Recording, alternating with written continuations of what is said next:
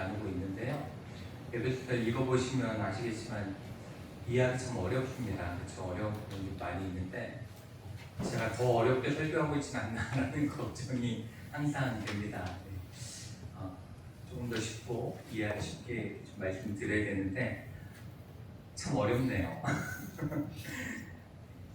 그래서 이제 지금까지 나눴던 내용들을 간략하게 다시 한번 좀 살펴보면 먼저 1장, 에베소 1장에서는 우리를 향한 하나님의 위대한 구원에 대한 계획에 대해서 말씀을 나눴습니다. 하나님이 우리를 구원하시기로 작정하셨고 창세전부터 우리를 선택하셨습니다. 그렇죠? 그리고 그 선택하신 일에 대한 구원을 예수 그리스도의 십자가를 통해 성취하셨죠. 성취하셨고 그리고 나아가 성령 하나님께서 구원받은 우리가 하나님 나라에 이를 때까지 우리를 인도해 나가신다라는 말씀에 대해서 함께 1장을 통해 말씀을 나눴습니다. 그리고 이어서 2장은 하나님이 세우신 교회란 무엇인가, 하나님이 세우신 교회란 무엇인가에 대한 부분인데 1장은 하나님이 이루신 구원, 2장은 하나님이 세우신 교회에 대한 말씀이에요. 죄로 인해 영적으로 죽었던 우리를 하나님께서는 다시 살리셨습니다. 그리고 예수 그리스도와 함께 하나님의 자녀가 되는 놀라운 특권을 주셨습니다. 우리가 하나님의 자녀가 됐다라는 건 특별한 권리라는 거예요. 특권이고 그리고 이 특권은 특정한 사람들만을 위해 존재하지 않는다. 유대인들만을 위해 존재하지 않는다라는 것에 대해서 말씀을 드렸고 예수님의 십자가를 통해 이제 누구든지 모든 사람이 하나님의 자녀가 될 수 있다라는 것에 대해서 함께 살펴봤습니다. 그렇기 때문에 우리는 이방인이든 유대인이든 어떠한 사람이든 간에 하나님 안에서는 더 이상 남이 아니다.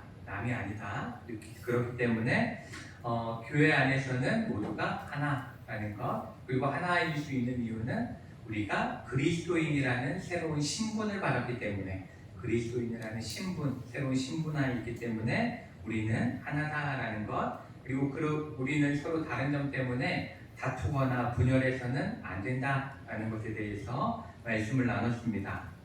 그리고 교회의 모퉁이돌은 누구세요? 예수 그리스도시죠? 예수 그리스도. 그러니까 모든 기준점, 교회의 기준점은 예수님이 되신다. 그리고 성령님께서는 우리 한 사람 한 사람을 그 맞는 자리에 성령께서 배치하셔가지고 결국 아름다운 하나님의 처소가 되게 한다라는 것이 교회란 무엇인가에 대한, 하나님이 교회에 대해서 어떻게 만드셨는가에 대한 말씀이라고 볼 수가 있습니다. 이렇게 에베소서 1장과 2장을 통해서 우리가 가장 먼저 기억해야 되는 건 뭐냐면 에베소서 1장도 에베소서 2장도 우리가 무엇을 해야 되는가에 대해서 말씀하고 있지 않다라는 겁니다. 우리가 무엇을 해야 되는가가 중요한 것이 아니라 하나님이 우리에게 무엇을 행하셨는가, 하나님이 우리를 어떻게 만드셨는가, 이게 핵심인 거예요. 하나님이 행하신 일에 대한 말씀이다 라는 것을 1, 2장에서 말씀하고 있는 것이고, 오늘 우리가 읽는 3장도 똑같습니다. 3장도 어떠한 말씀이냐면 하나님은 교회를 통해 어떠한 일들을 행하시는가, 하나님은 교회를 통해 어떠한 일들을 행하시는가가 핵심인 거예요. 그러니까 오늘도 하나님이 무엇을 하시는가에 대한 말씀이다라고 볼 수가 있습니다. 그리고 오늘 이 3장의 말씀은 하나님이 이 땅에 교회를 세우신 진짜 목적이 무엇인가에 대해서 기록하고 있는 말씀이라고 볼 수가 있습니다. 먼저 오늘 본문을 이해하기 위해서는 2절 말씀을 좀 살펴볼 필요가 있는데, 2절에 보시면 어떤 표현이 있냐면 하나님의 그 은혜의 경륜이라는 표현이 나와요. 은혜의 경륜이라는 표현이 나오는데 여기서 이해하기 어려운 단어가 바로 경륜이죠. 그렇죠? 경륜이라는 말이 참 이해하기 어려운데 이 경륜이라는 단어는 원어로 오이코노미아입니다. 오이코노미아. 그래서 이게 어떠한 뜻이냐면 이 오이코스라는 말과 노모스라는 두 단어가 합쳐진 건데, 오이코스는 집, 가정, 이걸 표현하는 말이에요. 오이코스가 그 의미예요. 그리고 노모스라는 것은 법, 그리고 경영, 관리, 이런 의미를 가지고 있는 게 노모스입니다. 그러니까 이 두 개가 합쳐져 가지고 이 오이코노미아라는 건 어떠한 뜻이냐면 집안 살림을 잘 관리하는 것, 집안을 잘 경영해 나가는 것, 혹은 집안을 이끌어 나가는 청지기의 직분, 이러한 의미를 가지고 있는 게 경륜이라는 말이 가지고 있는 의미입니다. 그러니까 경륜이라는 표현보다는 경영이라는 표현이 좀 더 우리가 이해하기 쉬운 말이죠. 경영이라고 이해할 수 있는데, 이 은혜의 경륜이라는 말은 그래서 두 가지로 우리가 한번 생각해 볼 수가 있어요. 두 가지로 생각해 볼 수 있는데, 첫째는 이 온 우주와 인류 역사를 하나님의 집으로 비유해 볼 때, 그 집은, 그 구원의 집은 오로지 하나님의 은혜로 이끌어 가신다, 은혜로 인도되어진다라는 것을 말씀하고 있는 겁니다. 그러니까 우리를 향한 구원의 은혜를 하나님께서는 차근차근 하나님이 이끌어 가신다라는 것이 은혜의 경륜의 의미입니다. 또 둘째 의미는 하나님이 그 구원을 이끌어 가시는데, 하나님이 하신다고 해서 하나님 혼자 하시는 게 아닙니다. 하나님은 모든 일을 사람을 통해 일하시는 거죠. 그러니까 사도 바울을 하나님이 그 구원의 사역에 중요한 직분자로 맡기셨듯이, 이제는 우리 교회들을 통해서 그 청지기의 일, 하나님의 그 구원의 경영을 해나가는 일들을 할 수 있게끔 교회들에게 그 일을 맡기셨다라는 의미를 던져주고 있는 겁니다. 그러니까 우리 교회는 단순히 주일에 우리끼리 모여서 그냥 예배드리고 교제하고 봉사하고 선교하고 여기서 딱 끝나는 것이 아니라, 그 모든 활동을 통해서 하나님의 구원의 역사를 이루어가는 청지기로서의 사명을 감당하는 곳이다, 이렇게 일하셔야 됩니다. 그러니까 우리가 하는 모든 일들은 하나님의 구원 계획을 이루는데 쓰임받고 있는 거다라고 우리가 이해하시면 되겠습니다. 결국 오늘 본문이 던지는 질문은 교회는 무엇을 하는 곳인가가 아니라, 하나님이 교회를 통해 지금 무슨 일을 하고 계신가에 대해서 말씀하신다라고 볼 수가 있습니다.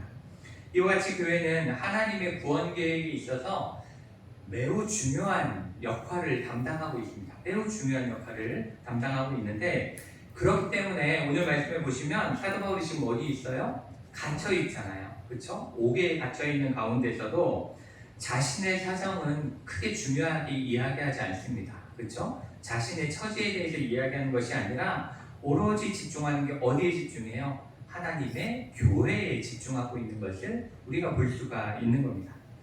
그렇다면 하나님은 교회를 통해 지금 어떠한 일을 이루고 계시는가, 그것에 대해서 이제 오늘 본문이 우리에게 말씀하고 있는데, 이 부분에 대해서 우리가 세 가지로 한번 살펴보면, 첫째로 하나님은 교회를 통해 지금 어떠한 일을 이루고 계시냐면, 하나님은 교회를 통해 당신의 영원한 구원 계획을 세상에 드러내고 계시다라는 겁니다.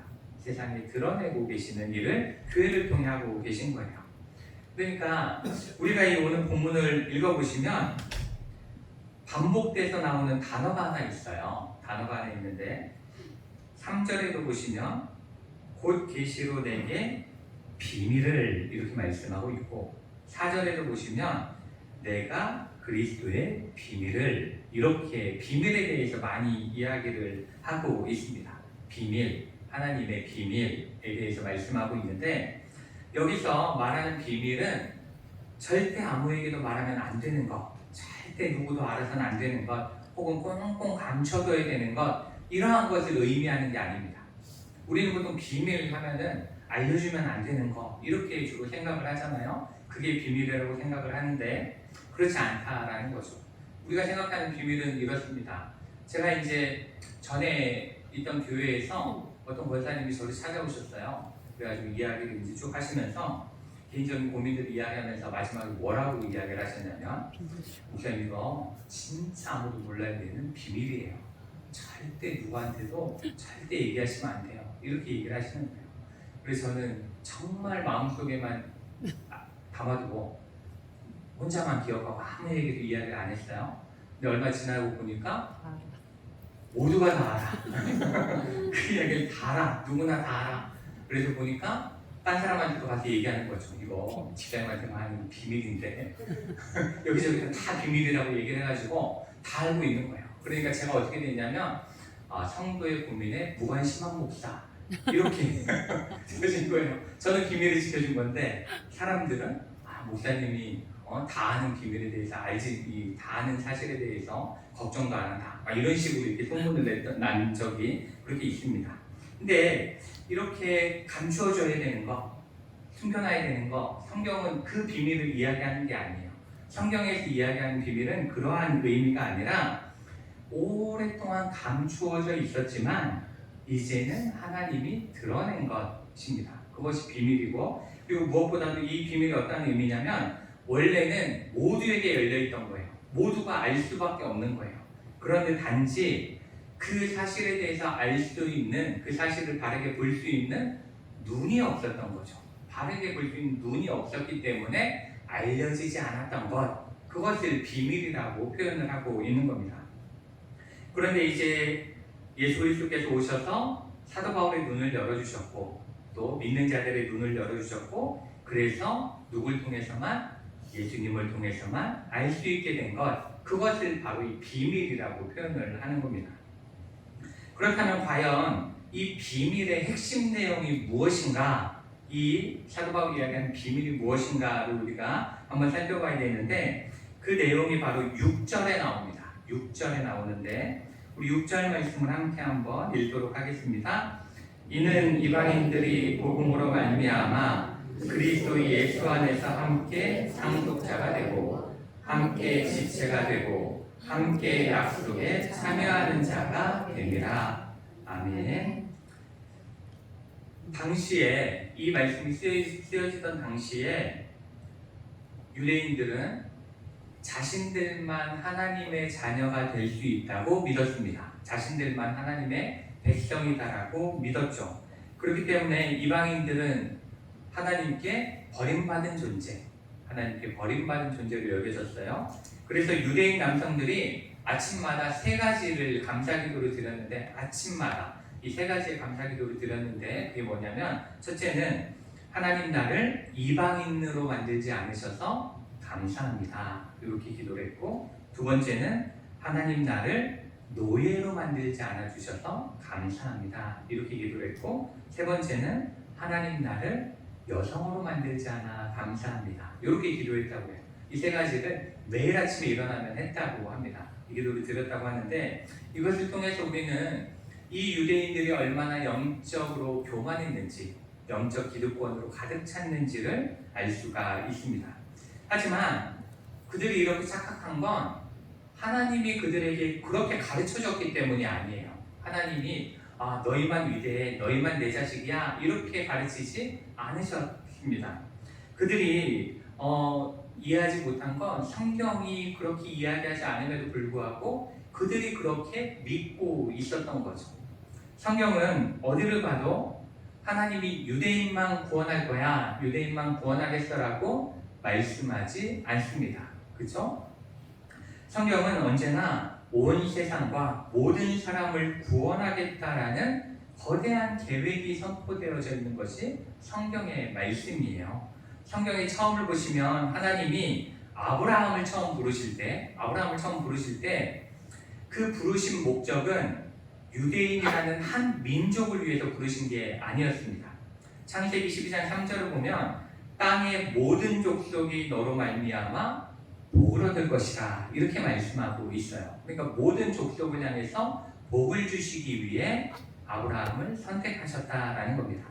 그리고 선지자 이사야도 메시아에 대해서, 장차 오실 메시아에 대해서 뭐라고 예언하냐면 유대인뿐 아니라 이방인까지 구원할 빛으로 오시는 메시아를 예언하고 있습니다.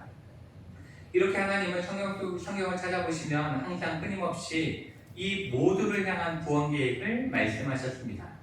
그렇지만 안타깝게도 유대인들은 그 뜻을 이해하지 못했죠. 눈이 가려져 있었던 것입니다.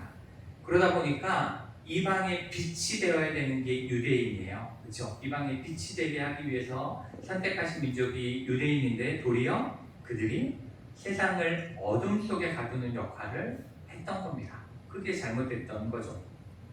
그래서 하나님께서 예수 그리스도를 이 땅에 보내신 거예요. 독생자 예수 그리스도를 이 땅에 보내셨고, 그래서 십자가를 통해 유대인과 이방인 사이를 막아놨던 그 담을 허셨다라고 말씀하고 있는 겁니다. 그리고 그 교회 안에서 모두가 하나됨을 통해, 우리가 하나됨을 통해 그 모두를 구원하시고자 하는 그 비밀을 온 세상에 드러내셨다라는 이 말씀입니다. 그리고 우리가 6절에서 살펴봐야 될 가장 중요한 단어는 뭐냐면 바로 그리스도 예수 안에서 함께라는 단어입니다. 그리스도 예수 안에서 함께라고 되어져 있는데, 이것은 예수 그리스도의 복음 안에서는 유대인이든 이방인이든 차별 없이 완벽하게 한 몸이다, 그리고 동등한 상속자가 된다라고 말씀을 하고 있는 것입니다.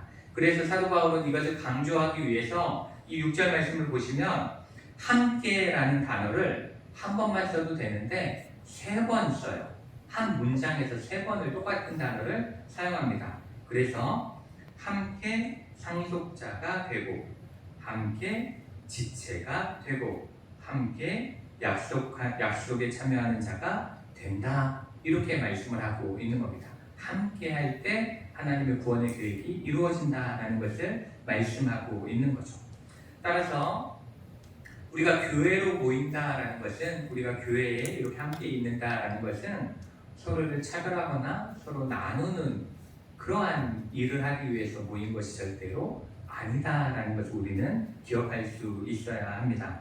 이것은 우리가 이렇게 모이는 이유는 예수 안에서 우리가 하나됨으로 하나님이 우리 모두를 구원하기를 원하십니다라고 세상을 향해 선포하는 거예요. 알려주는 거예요.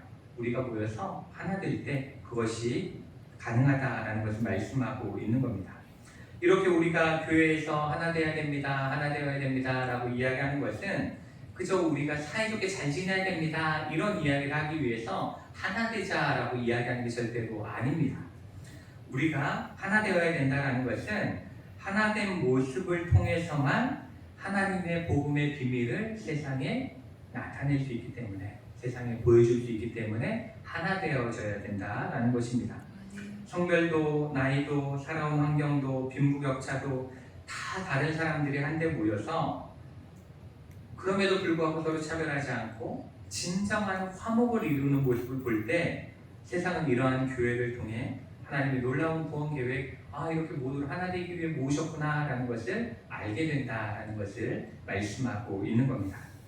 하지만 우리가 이렇게 교회에서 생활해 보시면 아시겠지만, 솔직히 우리가 아무리 마음으로 우리 하나 됩시다, 우리 하나 돼야 돼, 마음으로 하고 입으로 이야기를 한다고 해서 자연스럽게 하나가 되어지지 않습니다. 그렇죠? 우리가 하나 되자고 열심히 이야기해봐야 하나 되지 않아요. 그거 굉장히 어렵습니다.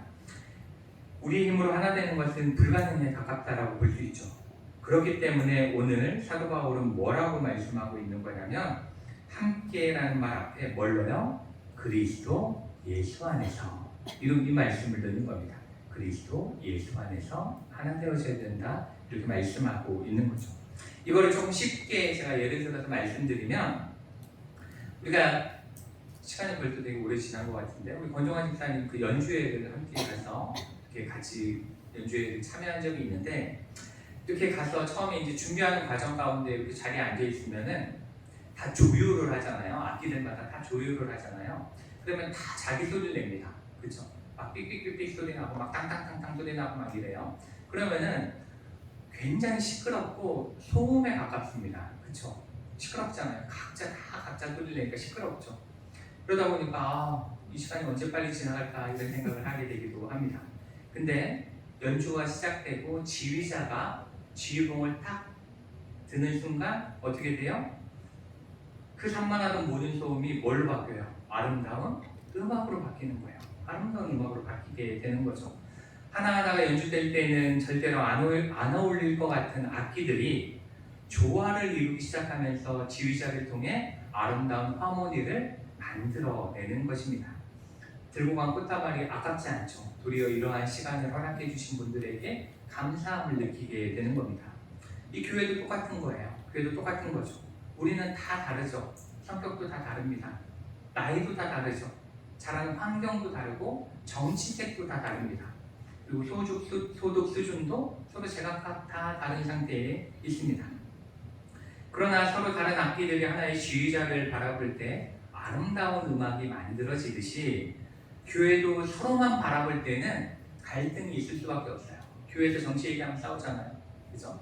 그렇게 싸우게 돼 있지만 모두가 예수 그리스도를 바라보고 예수님의 그 안에 거할 때 하나님의 아름다운 하모니를 우리가 만들어낼 수 있다라는 것입니다. 그리고 그 아름다운 하모니를 밖을 향해 소리를 낼 때 믿지 않는 많은 사람들의 마음을 울리는 최고의 구원의 소식이 되는 것이다 라는 것이 이 말씀이라고 우리가 볼 수가 있습니다. 그렇기 때문에 우리 수천리교회도 예수 그리스도를 진정한 주인으로 모시고 아름다운 하모니를 이루는 교회가 되기를 원합니다. 그래서 우리 교회를 바라보는 사람들이 정말 하나님은 모든 사람을 사랑하는구나, 예수 안에서는 모두가 다 하나가 될 수 있구나 하고 복음의 비밀을 발견하게 되는 우리 교회가 되기를 주님의 이름으로 축원합니다. 둘째로 하나님은 교회를 통해 당신의 풍성한 은혜를 세상을 향해 흘려보내십니다. 교회를 통해 흘려보내시는 거예요. 우리 7절부터 9절까지의 말씀을 한번 함께 읽어볼까요? 읽겠습니다. 이 복음을 위하여 그의 능력이 역사하시는 대로 내게 주신 하나님의 은혜의 선물을 따라 내가 일꾼이 되었노라. 모든 성도 중에 지극히 작은 자보다 더 작은 나에게 이 은혜를 주신 것은 측량할 수 없는 그리스도의 풍성함을 이방인에게 전하게 하시고 영원부터 만물을 창조하신 하나님 속에 감추어졌던 비밀의 경륜이 어떠한 것을 드러내게 하려 하심이라. 아멘. 이 바울은 자신에게 주신 하나님의 은혜에 대해서 이야기를 하면서 그 은혜를 주신 목적에 대해서 이렇게 이야기를 합니다. 이방인에게 전하게 하기 위해서, 그리고 세상에 드러내기 위해서, 이렇게 두 가지로 고백을 하고 있습니다. 이렇게 하나님의 사랑은 그 은혜를 항상 사람을 통해 흘려보내십니다. 사람을 통해 일하시는 거예요. 그러므로 교회는 은혜를 모아두는 저장고의 역할을 해서는 안 됩니다. 교회는 은혜를 저장하는 곳이 아니라 은혜를 흘려보내는 통로가 되는 겁니다. 통로가 되어야 되는 거예요. 우리는 우리끼리 모여서 화목하고 평안하면 뭐라고 그래요? 아, 은혜롭다 이렇게 이야기하고 만족하며 끝낼 때가 많이 있습니다. 하지만 은혜는 절대로 한자리에 고여 있으면 안 됩니다. 한자리에 고여 있으면 안 되고 은혜는 언제나 밖으로 흘려보낼 수 있어야 합니다. 그리고 은혜는 흘려보낼 때에 비로소 더 크게, 더 풍성하게 채워진다라는 것을 우리는 꼭 기억을 해야 합니다. 그런데 여기서 우리가 한 가지 또 눈여겨봐야 할 점이 있는데, 그건 뭐냐면 하나님의 은혜는 오직 겸손한 자에게 임한다는 사실이에요. 겸손한 자에게 임한다는 사실을 우리가 기억해야 되는데, 바울은 본문에서 자신을 표현할 때 뭐라고 표현하냐면 모든 성도 중에 지극히 작은 자보다 더 작은 자, 자신을 그렇게 표현합니다. 모든 성도 중에 작은 자보다 더 작은 자, 이렇게 표현을 하는데, 우리가 아는 것처럼 사도 바울은 절대로 작은 자가 아니었어요. 키는 작았다고 해요. 키는 진짜로 작은 자였다라고 이야기는 하는데, 그는 그 외의 걸로는 자랑할 것밖에 없는 사람이었습니다.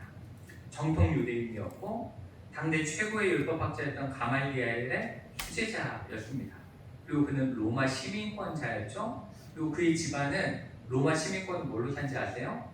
돈으로 산 집이에요. 그 말은 이 바울의 가족은 굉장히 부유한 집의 자녀였다라는 것을 우리가 알 수가 있습니다.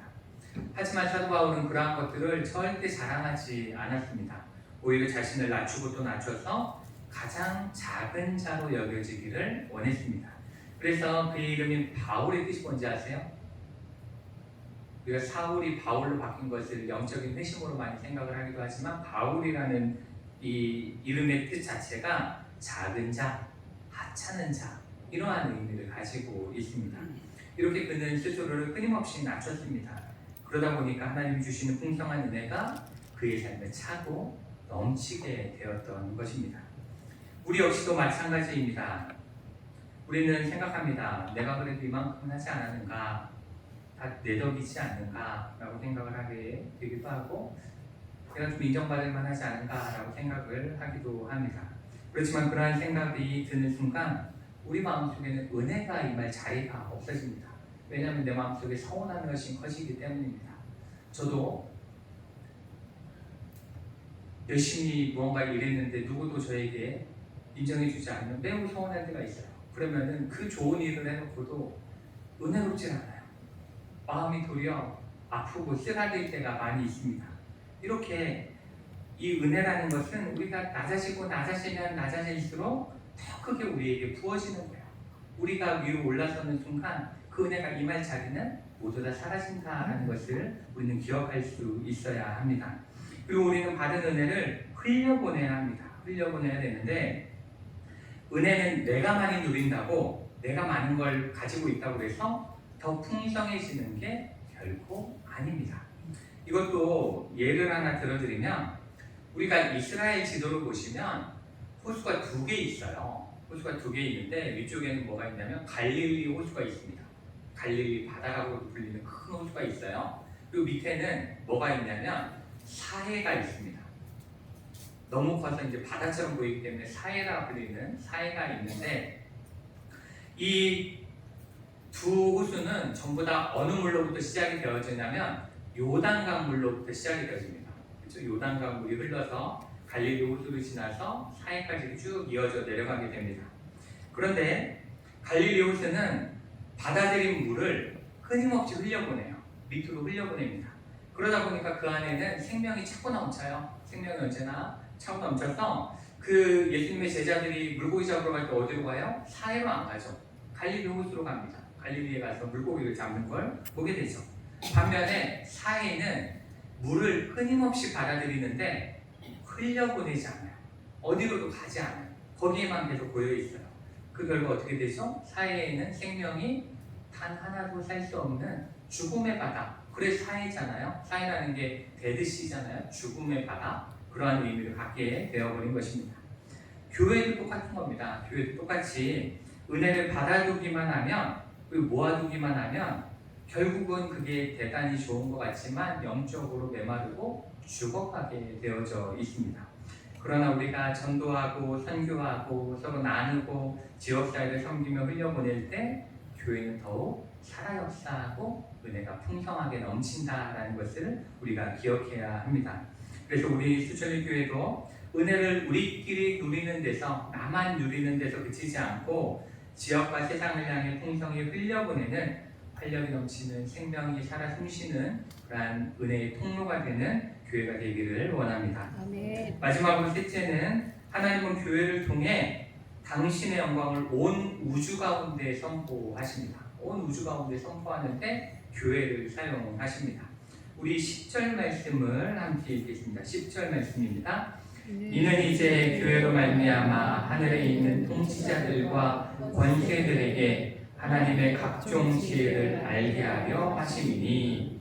아멘. 여기서 이제 통치자들 이렇게 말씀하고 있는데, 이 통치자들은 영적인 지배자, 우두머리 또한 것을 뜻합니다.